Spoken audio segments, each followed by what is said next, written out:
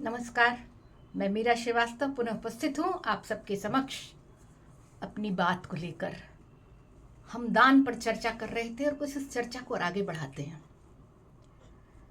जब हम नेत्र दान की बात करते हैं, हृदय दान की बात करते हैं, रक्त दान की बात करते हैं, बहुत सारे और भी शरीर के अंग उन दानों की बात करते हैं, तो हमारे यहाँ संस्कृति में, हमारे हिंदू सनातन धर्म में कुछ भ्रांतियां हैं, कुछ कही सुनी बातें हैं, कुछ गलतफहमियां हैं, कुछ भी कह लीजिए,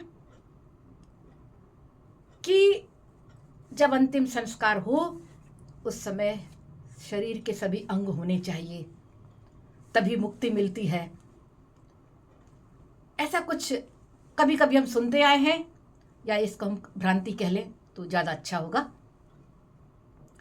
पर यदि वास्तव में देखा जाए तो क्या ये सही है?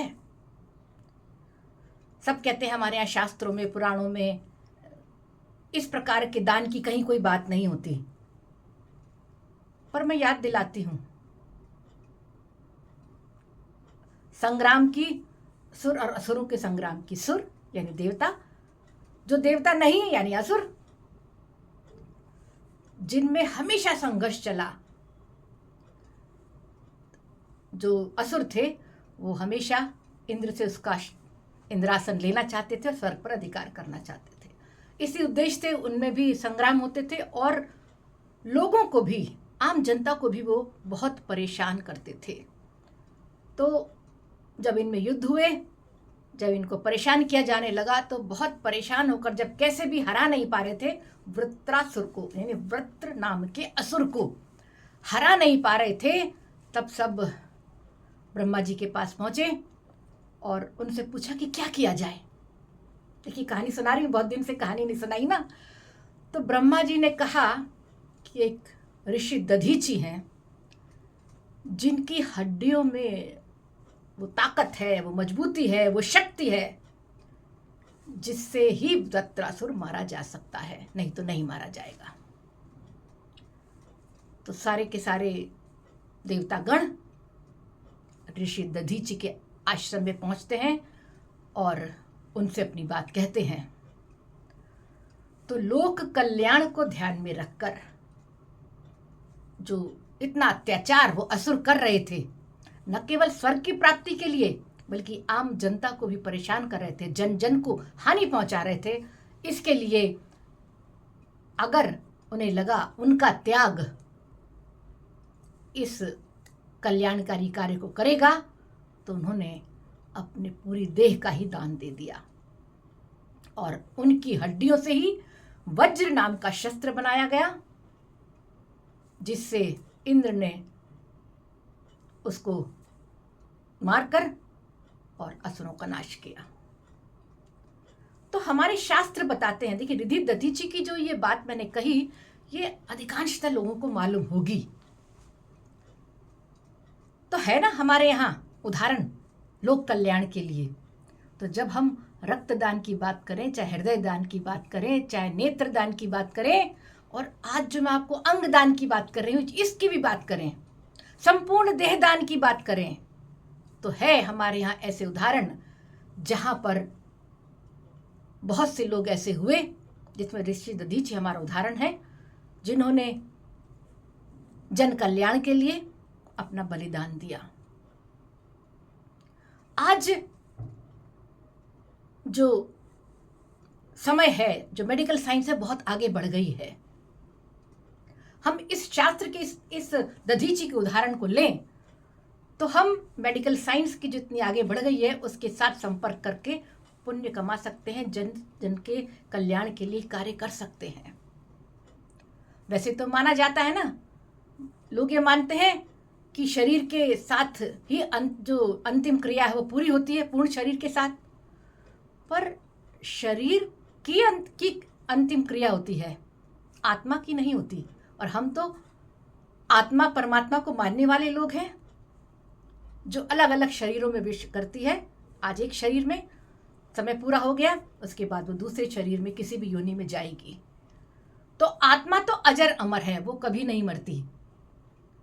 हम इस शरीर का दान देने की बात कर रहे हैं, कोई एक अंग दान देने की बात कर रहे हैं, कई सारे अंग दान देने की बात कर रहे हैं। आज मेडिकल साइंस इतनी आगे बढ़ चुकी है, इतना ज़्यादा सुविधाएं आ गई हैं कि यदि किसी का अंग का प्रत्यारोपण किया जाना है तो होता है। हृदय का होता है, नेत्र का भी होता है, रक्त तो हम देते ही हैं, रक्त कहीं और नहीं बोलता, इसलिए ये भी एक डोनेशन ऐसा है जो ऑर्गन डोनेशन में आता है। तो हम मृत्युपरांत भी दे सकते हैं, और कुछ ऐसी चीज़ें हैं जैसे रक्तदान हम अपने जीवित रहते में दे सकते हैं।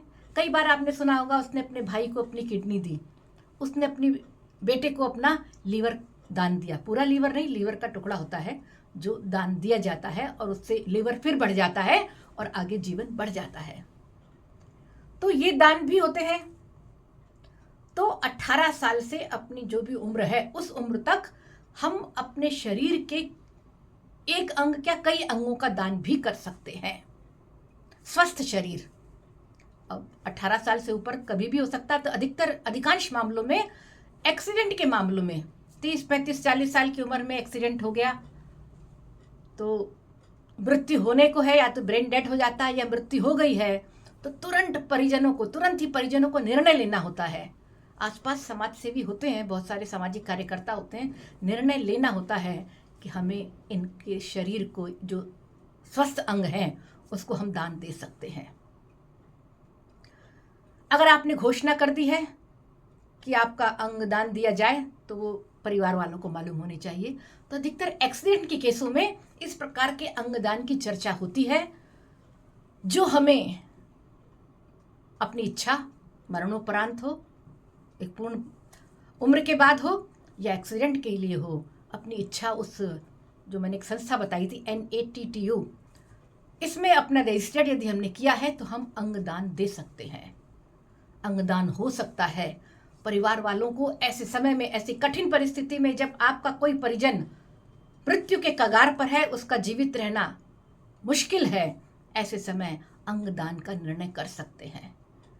सब शरीर के हर अंग का दान हो सकता है, यहाँ तक कि जो चमड़ी है ना, जो स्किन, ये भी प्रत्यारोपित हो जाती है, ये भी लग जाती है, दूसरे को दी जाती है। हाथ कट जाता है तो हाथ लग जाता है। तो हम अपने शरीर के प्रत्येक अंग का दान कर सकते हैं, इसी को ऑर्गन डोनेशन बोलते हैं। क्या हम मृत्युपरांत ऐसा नहीं कर सकते? हमारे यहाँ तो पुण्य कमाना हमारी गठरी को फुल करता है ना, घड़े को भरता है। तो क्यों ना हम अपने जीवित रहते कुछ ऐसा करें, कुछ ऐसा कि जितने सारे ये अंगदान हैं, आप सब नहीं कर सकते तो कोई एक तो करें।